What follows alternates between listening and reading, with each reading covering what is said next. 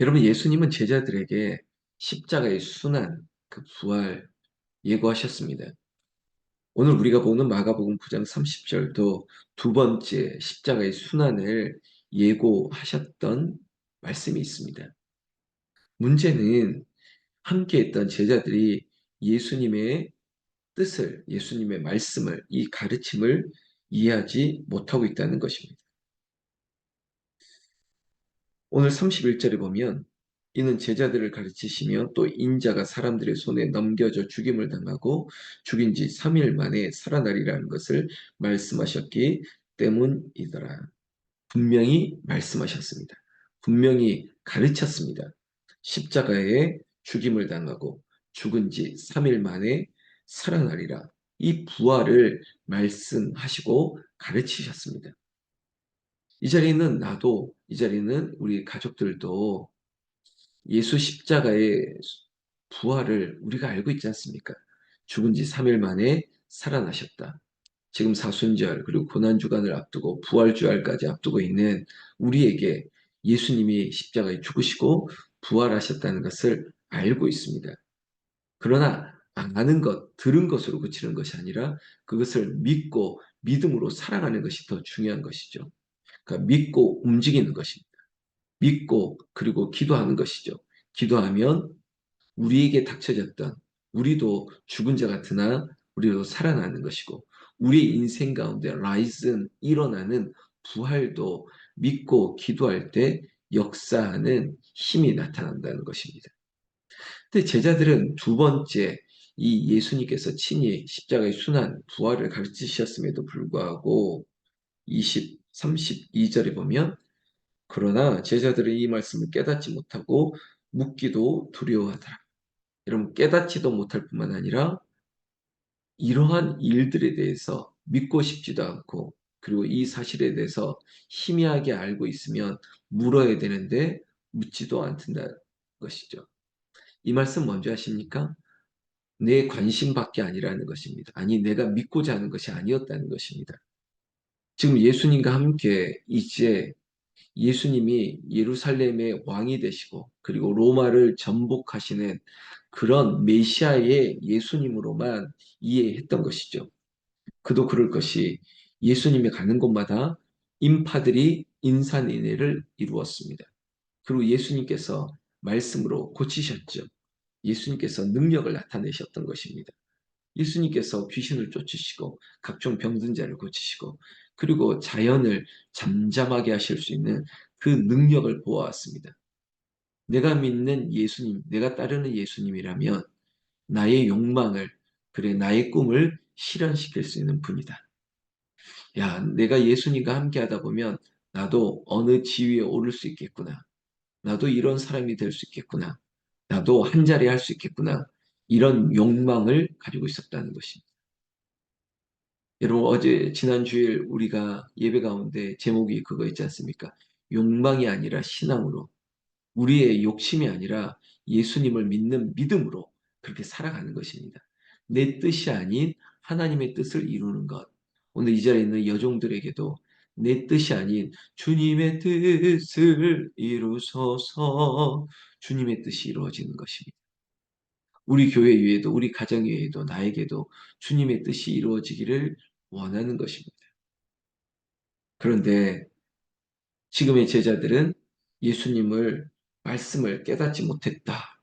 그리고 설마 그렇게 예수님께서 큰 영광 가운데 베드로, 야고보, 요한은 특별히 변화산에서 예수님의 큰 영광스러운 모습을 보았지 않습니까?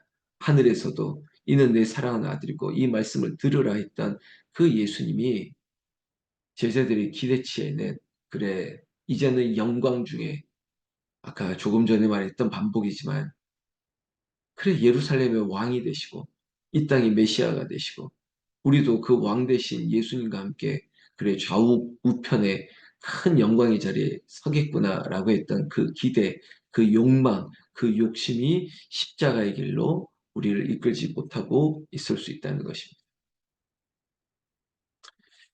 33절에 보면 장면이 바뀌죠. 이 상황이 바뀌는 것 같지만 가버나움에 이르렀습니다. 집에 계실세 제자들에게 물으시되 너희가 길에서 토론한 것이 무엇이냐 하시되 예수님께서 제자들이 서로 토론하고 쟁론하고 너희들이 도대체 무엇에 관심이 있는지를 다시 한번 물었습니다. 그때 34절에 그들이 잠잠하니 길에서 서로 누가 크냐 하고 쟁론하였습니다. 부끄럽지 않겠습니까? 예수님께서는 십자가의 순환을 예고하고 죽어야 할 것을 얘기하고 그리고 부활을 예고하셨는데 제자들의 관심은 온통 그게 아니었습니다. 누가 크냐는 것입니다. 야, 우리 중에 누가 더 크냐? 우리가 누가 더 많은 일을 했냐? 우리가 나중에 예수님 어디 더 가까이 앉을 수 있느냐? 이런 관심사만 있었던 것입니다. 예수님이 모르시고 물은 것이 아니죠. 너희들이 지금 다른 것에 관심이 있다. 지난주 설교 제목, 우리의 나눔의 제목처럼 욕망이 아니라 신앙으로 믿어야 되는데 너희들이 믿는 것은, 너희들이 바라는 것은 오로지 욕망 아니니? 라고 묻는 것 아니겠습니까? 예수님께서 가르치시는 것입니다. 35절에 예수께서 앉으사 12제자를 불러서 이르시되 누구든지 첫째가 되고자 하면 무사람의 끝이 되며 무사람을 섬기는 자가 되어야 하리라 하시고 자, 누가 크냐고 관심을 가지고 서로 다투었던 제자들 앞에 예수님의 가르침은 뜻밖이었습니다. 어떤 말씀입니까? 첫째가 되고자 한다면 끝이 되라는 것입니다. 섬기는 자가 되어야 할 것이다. 그것도 무사람을 섬기는 자. 누구든지 또 누구에게도 섬기는 자로 살으라라는 것입니다. 예수님이 저에게도 가르쳐 주십니다. 성령이 지금도 저에게 말씀하고 있습니다. 김 목사야, 섬기는 자가 되어야 한다. 제가 요즘 기도할 때마다 우리 가족들을 섬겨야 되겠다. 잘 섬겨야 되겠다. 육적인 뿐만 아니라 영적으로 우리 권사님의 가정을 위해서 기도로 섬겨야 되겠구나. 우리 집사님의 가정을 위해서 기도로 섬겨야 되겠구나. 우리 전사님을 위해서 내가 기도로 섬겨야 되겠구나. 그리고 이것이 지위의 문제가 아니고 내가 목사이기 때문에 가르치고 그저 지시하는 자가 아니라 섬기는 자가 되어야 되겠구나. 우리 전도사님이 그래요. 목사님 너무 자꾸 감사하다는 말 표현하지 말라고. 글쎄요. 근데 자꾸 감사가 되는 거예요.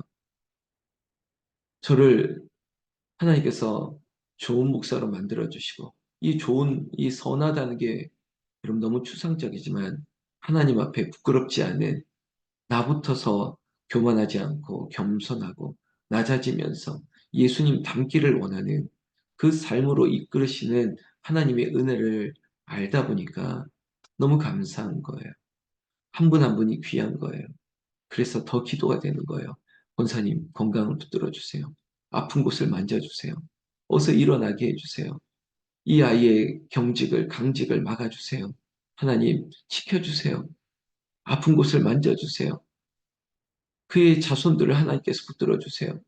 우리가 가는 길을 욥처럼 정금과 같이 단련시켜 주세요. 자꾸 기도가 되는 거예요. 여러분 우리가 섬기는 자가 되라고 얘기하고 있습니다. 우리 삶의 최종 목표가 뭘까요? 다른 것 아니지 않습니까?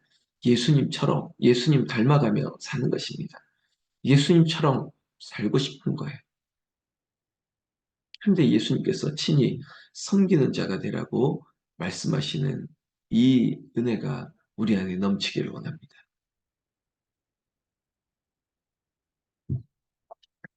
여러분, 섬긴다는 게 뭘까요? 예수님께서 친히 제자들 앞에 어린아이 하나를 데리고 왔습니다. 그리고 그들 가운데 세우시고 친히 안으시면서 제자들에게 말씀했습니다. 여러분, 제자들 앞에 어린아이를 데리고 왔다고요. 그리고 이 어린아이를 친히 안으시고 제자들에게 말씀하셨습니다.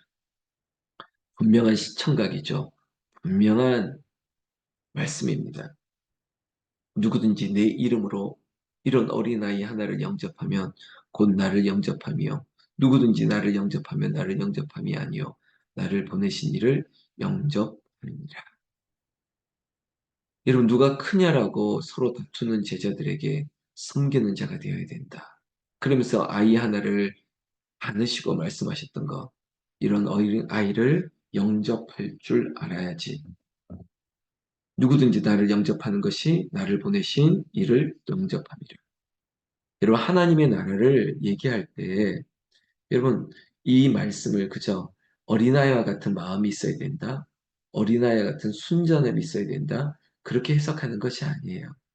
하나님의 나라는 이런 당시에 가장 어린아이는 숫자에도 들지 않았지 않습니까? 성인에 이르지 않으면 어린아이는 아무 자립적인 그런 어떤 독립적인 위치나 지위도 없었습니다. 그런 가장 낮은 자를 섬길 줄 알아야 되고, 그리고 그 어린아이를 제가 이렇게 말씀드릴까요? 어린아이는 부모 없이 살 수 없습니다. 어리면 어릴수록 부모의 손이 필요합니다. 여러분, 그만큼 가장 낮은 거예요. 가장 어려운 인생이에요. 우리가 그런 모습이 되어야 된다는 것입니다. 여러분, 우리도 하나님 없이는 살 수 없어요. 우리가 주님 없이 어찌 살 수 있겠습니까? 그런 인생들에게 하나님이 예수 그리스도를 보내시고 그 예수님을 믿기만 하면 구원을, 영생을 얻는 것. 우리의 신앙이 낮은 자가 되어서 어린아이와 같은 그런 심령으로 아버지 없으면 안 됩니다. 그리고 또한 그 어린아이와 같은 그 영혼들을 위하여 주님이 없이는 못 사는 인생, 하나님 없이는 살아갈 수 없는 인생들에게 우리가 예수 그리스도의 마음으로 섬길 수 있는 것. 여러분, 각종 병든 자가 예수님 아니면 구원받을 수 없었지 않습니까? 귀신 들린 사람이 예수님이 아니면 그 인생이 변화되고 구원받을 수 없었습니다. 오직 예수님만으로 구원받고 영생을 얻는 것입니다.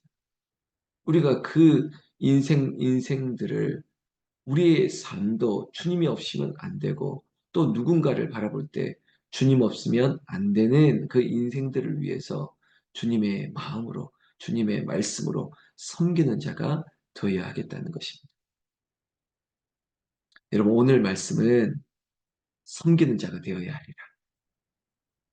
여러분, 예수님은 섬기러 오셨습니다. 예수님은 예루살렘의 왕으로 오신 것이 아니라 만유의 모든 이의 왕이 되시고, 근데 그 왕이 섬김의 왕이 되신 거예요. 끝까지 그가 죽으심으로 말미암아 우리를 살리시는 것. 이거보다 더 낮고 낮은 모습이 어디 있겠습니까? 사랑하는 가족 여러분, 우리 가정에서 우리가 섬기는 자로 어머니로 그리고 내가 이 섬기는 공동체에서 내가 어떻게 섬길 수 있을까? 어린아이 하나를 영접하면 곧 나를 영접함이라고요. 가장 낮은 곳에서 가장 낮은 자의 모습으로 나보다 더 남을 낮게 여기고 존중하고 귀하게 여기고 여러분 세상에 나가면 서로를 짓밟습니다. 뒤에서 수군거리고 욕하고 그리고 험담을 합니다. 그러나 우리는 그러지 말아야죠. 우리는 나보다 남을 더 높이 낮게 여기고 그리고 예수 이름으로 낮아지고 오히려 그 낮아짐을 예수님이 하시고 내 옆으로 와라. 나를 이끌어 주셔야지. 내가 높다고 내가 크다고 말한들 그게 무슨 소용이 있겠습니까? 여러분 무명의 그리스도인으로 주의 종을 섬겨주시고 서로 사랑하는 가족들의 아픔을 돌봐주시고 서로의 필요를 채워주시는 우리가 예수님이 말씀하시는 하나님 나라 천국의 시민이고 그리고 하나님 나라의 그리고 주인이 될 만한 자격이 있고 또 예수님 따르는 제자의 자격이 말씀대로 사는 우리에게 역사하시는 하나님의 은혜일 줄로 믿습니다. 성도 여러분, 가족 여러분, 오늘도 지금 잠자고 있는 저 옆방에 있는 누군가를 내 가족들에게부터 섬기는 자가 되고 또 우리 사랑하는 심령들을 위해서 기도로 섬기는 자가 되고 아무튼 예수님의 섬김의 본이 저와 여러분들에게 넘치기를 나는 우리 주 예수님의 이름으로 축원합니다. 축원합니다. 기도할까요?